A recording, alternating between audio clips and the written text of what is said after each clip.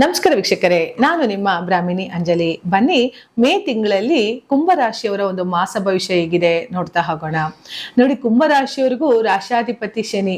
ಅದೇ ಕುಂಭರಾಶಿಯವರು luckiest person ಅಂತ ಹೇಳ್ಬೋದೇನೋ. ಯಾಕೆಂದ್ರೆ 11th ಹೌಸ್ ಅಲ್ಲಿ ಏಕಾದಶ ಸ್ಥಾನದಲ್ಲಿ ನಿಮ್ಮ ಒಂದು ಬಚಕ್ರದಲ್ಲೇ 11ನೇ ಮನೆ ಲಾಭಸ್ಥಾನ, ಅದ್ರ ಜೊತೆ ಕುಂಭ ಕೊಟ್ಟಿದ್ದಾರೆ. ಕುಂಭ ಅಂದ್ರೆ ಏನು? ಮಡಿಕೆಯಲ್ಲಿ ತುಂಬಿಡುವಂತಹ ಹಣ ಸಂಗ್ರಹಣೆ, ಧನ ಸಂಗ್ರಹಣೆ ಅಂತ ಹೇಳ್ತೀವಿ. ಅದಕ್ಕೆ ಕುಂಭ ಅನ್ನೋದೇ ಆ ಒಂದು ಸೆಕ್ಯೂರ್ಡ್ ಪ್ಲೇಸಸ್ ಅಂತ ಹೇಳೋದು. ಸೊ ಲಾಭಸ್ಥಾನದಲ್ಲಿ, ಬಚಕ್ರದಲ್ಲಿ ಲಾಭಸ್ಥಾನದಲ್ಲಿ ಹುಟ್ಟಿರೋದ್ರಿಂದ ಒಂದು ಕುಂಭರಾಶಿಯವರು ಸೂಪರ್ ಅಂತ ಹೇಳ್ಬೋದು. ಯಾಕೆ ಅಂತ ಅಂದ್ರೆ ಕುಂಭರಾಶಿಯವರಲ್ಲಿ ಸಾಕಷ್ಟು ಜೀವನದಲ್ಲಿ ಯಾವ ರೀತಿ ಮುಂದೆ ಬರಬೇಕು, ಯಾವ ರೀತಿ ನಾನು ಏಳಿಗೆನ ಹೊಂದಬೇಕು, ಅದನ್ನ ನಾವು ಕುಂಭರಾಶಿಯಲ್ಲಿ ಕಲಿಬಹುದು. ಯಾಕೆಂತ ಅಂದ್ರೆ ಸೆಕ್ಯೂರ್ಡ್ ಪ್ಲಾನ್ಗಳೇನಾರು ಇದೆ ಅಂತಂದ್ರೆ ಅದು ಕುಂಭರಾಶಿಯಲ್ಲಿ ಇರುತ್ತೆ. ಯಾಕಂದ್ರೆ ಜೀವನದಲ್ಲಿ ಅವರು ಯಾರಿಗೂ ಕೂಡ ಹಣವನ್ನ ಕೊಡೋದಿಲ್ಲ. ಕೊಟ್ರೆ ಅವ್ರು ಮಾಡೋಂತ ವ್ಯವಹಾರ ಹೇಗಿರುತ್ತೆ ಅಂತ ಅಂದ್ರೆ ಒಂದಷ್ಟು ದುಪ್ಪಟ್ಟು ಬರಬೇಕು. ಈಗ ₹1 ಹಾಕಿದ್ದಾರೆ ಅಂತ ಅಂದ್ರೆ ಅದಕ್ಕೆ ₹100 ಲಾಭವನ್ನ ಎಣಿಸುವಂತಹ ರಾಶಿ ಇದು. ಇದನ್ನ ಯಾವ ರಾಶಿ ಮಾಡಕ್ ಸಾಧ್ಯ? ಇದನ್ನ ಮಾಡಕ್ಕಾಗೋದು ಏಕೈಕ ರಾಶಿ ಅಂದ್ರೆ ಕುಂಭರಾಶಿ ಮಾತ್ರ. ಯಾಕಂದ್ರೆ ಬಚಕ್ರದಲ್ಲಿ 11ನೇ ಮನೆ ರಾಶಿ, ಲಾಭವನ್ನ ನೋಡುವಂತಹ ರಾಶಿ, ಲಾಭವನ್ನ ಎಣಿಸುವಂತಹ ರಾಶಿ. ಪ್ರತಿಯೊಂದು ಕೆಲಸ ಕಾರ್ಯಗಳಲ್ಲೂ ಕೂಡ ಏಕದಶ ಸ್ಥಾನ ಕೋಟಿ ಪುಣ್ಯ ಫಲಂ ಅಂತ ಕರೀತಾರೆ. ಹಾಗೆ ಲಾಭವನ್ನ ಎಣಿಸುವಂತಹ ರಾಶಿ ಕುಂಭರಾಶಿ ಆಗಿರೋದ್ರಿಂದ ಇವ್ರುಗಳು ಪ್ಲಾನಿಂಗ್ ಜಾಸ್ತಿ. ಯಾರಿಗಾರ ₹1 ಕೊಡ್ತಾ ಇದಾರೆ ಅಂತ ಅಂದ್ರೆ ಅದರಿಂದ ₹10 ಅವ್ರು ಎಕ್ಸ್ಪೆಕ್ಟ್ ಮಾಡಿರ್ತಾರೆ. ಹಾಗಾಗಿ ಕುಂಭರಾಶಿಯವರು ಎಣಿಕೆ ಮಾಡಿ ದುಡ್ಡುಗಳನ್ನ ಇನ್ವೆಸ್ಟ್ ಮಾಡ್ತಾರೆ, ಸುಖ ಸುಮ್ನೆ ಮಾಡಲ್ಲ. ಮತ್ತೆ ಬಡ್ಡಿ ವ್ಯವಹಾರಗಳನ್ನು ಕುಂಭರಾಶಿಯವರು ಮಾಡಲ್ಲ. ಮಾಡಿದ್ರು ಕೂಡ ದುಡ್ಡು ವಾಪಸ್ ಬರಲ್ಲ. ಯಾಕೆಂದ್ರೆ ಗುರು ಅವರಿಗೆ 11ನೇ ಮನೆ, ಕುಂಭರಾಶಿಗೆ 11ನೇ ಮನೆ, 2ನೇ ಮನೆ ಧನಸ್ಥಾನ ನಿಮಗೆ. ಸೊ ಗುರುವಿನ ಕಾರ್ಯದಲ್ಲಿ ಆ ಒಂದು ಬಡ್ಡಿಯಿಂದ ವಸೂಲಿ ಮಾಡುವಂಥದ್ದು ಅಥವಾ ಅವ್ರಿಗೆ ನೋವು ಕೊಟ್ಟು ವಸೂಲಿ ಮಾಡೋದು ಎಲ್ಲಿಂದ ಸಾಧ್ಯ ಆಗತ್ತೆ? ಕುಂಭರಾಶಿಯವರು ಏನಾದ್ರೂ ಹಣನ ಬಡ್ಡಿಗೆ ಅಂತ ಕೊಟ್ಟಿದ್ರೆ ಖಂಡಿತ ನೀವು ವಾಪಸ್ ತಗೊಳಕ್ ಆಗಲ್ಲ ವೀಕ್ಷಕರೇ, ಮರ್ತ್ಕೊಂಡ್ಬಿಡಿ. ನಿಮ್ಗೆ ವಾಪಸ್ ಕೊಡೋದು ಇಲ್ಲ, ಅವರು ಮೋಸ ಮಾಡ್ತಾರೆ. ಆದ್ರೆ ನೀವು ಹೂಡಿಕೆ ಅಂತ ಮಾಡಿ, ಎಲ್ಲರೂ ಇನ್ವೆಸ್ಟ್ಮೆಂಟ್ ಅಂತ ಮಾಡಿ ತುಂಬಾ ಚೆನ್ನಾಗಿ ಇನ್ವೆಸ್ಟ್ ಅನ್ನ ಮಾಡ್ತೀರಾ. 1:10 ಲಾಭವನ್ನ ಪಡಿತೀರಿ. ಇದ್ರ ಜೊತೆಗೆ ಒಂದು ಕೆಲವು ಮುಂದೆ ಹಣವನ್ನ ಬರುವಂತಹ ಕೆಲವು ಮಾರ್ಗಗಳನ್ನ ನೀವು ಚೆನ್ನಾಗಿ ಕಂಡಿಡ್ಕೊಂಡಿರ್ತಾರೆ ಕುಂಭರಾಶಿಯವರು. ಯಾಕೆ ಅಂತ ಅಂದ್ರೆ ನಿಮ್ಗೆ ರಾಶಾಧಿಪತಿಯಾದಂತಹ ಶನಿ ಧನಸ್ಥಾನದಲ್ಲೇ ಇರ್ಬೇಕಾದ್ರೆ ಏನಾಗುತ್ತೆ, ಎಲ್ಲೆಲ್ಲಿ ಹಣವನ್ನ ಕೂಡಿಟ್ರೆ ಇನ್ಶೂರೆನ್ಸ್ ಇರ್ಬೋದು, ಕೆಲವು ಹೂಡಿಕೆ ಹಣಗಳು ಏನೇನ್ ಬರುತ್ತೆ, ಸೆಕ್ಯೂರ್ಡ್ ಪ್ಲಾನ್ಗಳು ಏನೇನ್ ಬರುತ್ತೆ, ಶೇರ್ ಮಾರ್ಕೆಟ್ ಇರ್ಬೋದು, ಇನ್ಶೂರೆನ್ಸ್ಗಳಿರ್ಬೋದು, ಪ್ರತಿ ಒಂದ್ರಲ್ಲೂ ಕೂಡ ಕ್ಯಾಲ್ಕುಲೇಟ್ ಮಾಡಿ ನೀವು ಜೀವನವನ್ನ ಮಾಡಿ ಸೆಕ್ಯೂರ್ ಮಾಡ್ತೀರಾ ಈ ಟೈಮಲ್ಲಿ. ಅದೊಂದೇ ಮಾಡೋದು ನೀವು ತುಂಬಾ ಚೆನ್ನಾಗಿ ಕುಂಭರಾಶಿಯವರು.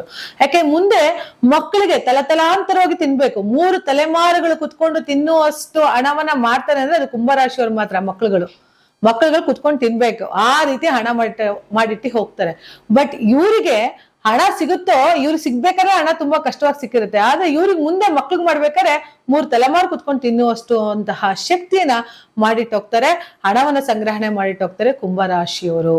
ಹಾಗಾಗಿ ಕುಂಭರಾಶಿಯ ಯಾರಾದ್ರೂ ತಂದೆ ತಾಯಿ ಇದ್ರೆ ನೀವು ಪುಣ್ಯವಂತರು. ಯಾಕೆಂದ್ರೆ ಆ ಮಟ್ಟಲ್ಲಿ ನೀವು ತಂದೆಯಿಂದ ತಾಯಿಯಿಂದ ಎಕ್ಸ್ಪೆಕ್ಟೇಷನ್ ಮಾಡ್ಬೋದು. ಈಗಂತೂ ಧನಸ್ಥಾನದಲ್ಲಿ ಶನಿ ಇದ್ದಾನೆ, ಹಣ ಹೂಡಿಕೆಯಲ್ಲಿ ಅತಿ ಹೆಚ್ಚು, ಪ್ರತಿ ಒಂದ್ರಲ್ಲೂ ಕೂಡ ಹಣವನ್ನ ಹೂಡಿಕೆ ಮಾಡ್ತೀರಾ. ಇದ್ರ ಜೊತೆಗೆ ರಾಶಿ ಮೇಲೆ ರಾಹು ಇದ್ದಾನೆ ಅಂತ ಅಂದಾಗ ನಿಮಗೆ ಆಲ್ಮೋಸ್ಟ್ ಸಿನಿಮಾ ಇಂಡಸ್ಟ್ರಿಗಳ ಬಗ್ಗೆ, ಸಾಕಷ್ಟು ಸಿನಿಮಾ ಮಾಡೋದ್ರ ಬಗ್ಗೆ ಆಸಕ್ತಿ ಬಂದಿರ್ಬೋದು. ಅಥವಾ ನೀವು ಏನಾದ್ರೂ ಒಂದು ನಿಮ್ದೇ ಆದಂತಹ ಓನ್ ಬಿಸ್ನೆಸ್ ಮಾಡ್ಕೊಂಡು ಈ ಕ್ಯಾಮ್ರಾನೋ ಅಥವಾ ನಿಮ್ದೇ ಆದಂತಹ ಚಾನೆಲ್ಗಳನ್ನೋ ಅಥವಾ ನಿಮ್ದೇ ಆದಂತಹ ಸಿನಿಮಾಗಳನ್ನೋ ನಿಮ್ದೇ ಆದಂತಹ ಸೀರಿಯಲ್ಗಳನ್ನೋ ಮಾಡುವಂತಹ ಒಂದು ಅವಕಾಶ ಸಿಗ್ತಾ ಹೋಗುತ್ತೆ ಕುಂಭರಾಶಿಯವರಿಗೆ. ಕುಂಭರಾಶಿಯವರು ತೆರೆ ಮೇಲೆ ಹೆಚ್ಚು ಹೇಗೆ ಕಾಣಿಸ್ತಾರೋ ತೆರೆ ಹಿಂದೆನೂ ಕೂಡ ಅಷ್ಟೇ ಸಹಾಯವನ್ನ ಮಾಡ್ತಾ ಹೋಗ್ತಾರೆ.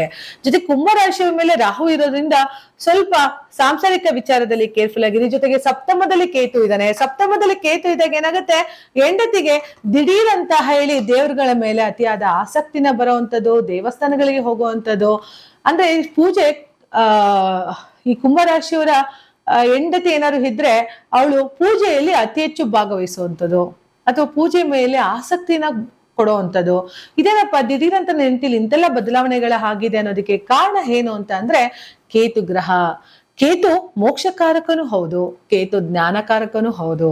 ಸೊ ಹಾಗಾಗಿ ಕೇತು ಜ್ಞಾನಕಾರಕನಾಗಿರೋದ್ರಿಂದ ದೇವರ ಮೇಲೆ ಅತಿ ಹೆಚ್ಚು ಆಸಕ್ತಿಯನ್ನ ಕೊಡೋದು ಕೇತು ಗ್ರಹ ಆಗಿರೋದ್ರಿಂದ ಇಲ್ಲಿ ನಿಮ್ಮ ರಾಶಿಯಿಂದ ಸಪ್ತಮದಲ್ಲಿ ಕೇತು ಗ್ರಹ ಕುಳಿತಿರೋದ್ರಿಂದ ಅದರ ಜೊತೆ ರವಿಯ ಮನೆಯಲ್ಲೇ ಕುಳಿತಿರೋದ್ರಿಂದ ಅವ್ರಿಗೆ ದೇವತಾ ಕಾರ್ಯಗಳಲ್ಲಿ ಹೆಚ್ಚು ಆಸಕ್ತಿನ ಬರೋವಂಥದ್ದು, ದೇವಸ್ಥಾನಗಳಿಗೆ ಹೆಚ್ಚು ದರ್ಶನವನ್ನ ಮಾಡೋವಂಥದ್ದು ಅಥವಾ ತೀರ್ಥಕ್ಷೇತ್ರಗಳಿಗೆ ಹೋಗುವಂಥದ್ದು, ದೇವರಿಗೋಸ್ಕರ ಅತಿ ಹೆಚ್ಚು ಟ್ರಾವೆಲಿಂಗ್ ಅನ್ನ ಪ್ರವಾಸವನ್ನ ಮಾಡುವಂಥದ್ದು ಎಲ್ಲವೂ ಕೂಡ ಈ ಕುಂಭರಾಶಿಯವರಿಗೆ ಆಗೋದ್ರಿಂದ ಕುಂಭರಾಶಿಯವರು ಅನ್ಕೊಂಡಿದ್ದನ್ನೆಲ್ಲ ಗಳಿಸುವಂತಹ ಶಕ್ತಿ ಈ ಟೈಮಲ್ಲಿ ತುಂಬಾ ಚೆನ್ನಾಗಿದೆ. ಖಂಡಿತ ಒಳ್ಳೇದಾಗತ್ತೆ. ಸದಾವಕಾಶಗಳು ನಿಮಗೆ ಒಂದ ನಂತರ ಒಂದು ಬರ್ತಾ ಹೋಗುತ್ತೆ. ಆದ್ರೆ ಎಲ್ಲೋ ಒಂದು ಕಡೆ ರಾಶಿಯ ಮೇಲೆ ರಾಹು ಇರೋದ್ರಿಂದ ಅಪ್ಪಿತಪ್ಪಿ ಮಾತಾಡಿದಂತ ಮಾತುಗಳಿಂದ ವ್ಯಾಜ್ಯಗಳಾಗುವಂಥದ್ದು, ಗಲಾಟೆಗಳಾಗುವಂಥದ್ದು ಅಥವಾ ಕೇಸ್ಗಳಾಗುವಂಥದ್ರ ಬಗ್ಗೆ ಕೇರ್ಫುಲ್ ಆಗಿರಿ.